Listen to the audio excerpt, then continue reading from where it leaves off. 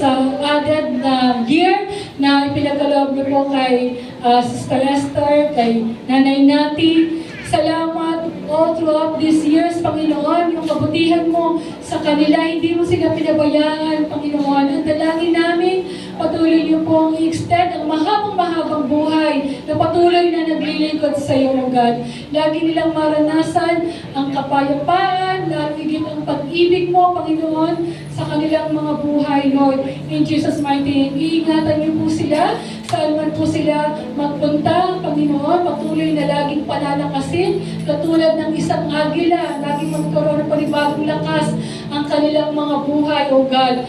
In the mighty name of Jesus, lagi niyo puspusin sila ng kapangyarihan ng banal na Espiritu at laging maranasan ang mayamang presensya ng banal na Espiritu sa kanilang buhay. Maraming pong salamat, Panginoon, sila po'y pagpapala sa ministry sa lugar na to. Ito po aming panalangin in Jesus' name. Amen and amen. Praise God. Happy birthday po. Ayan po. Mamaya po lahat ng mga manggagawa, maiwan lang po. And tayo po ay mag-proceed sa ating closing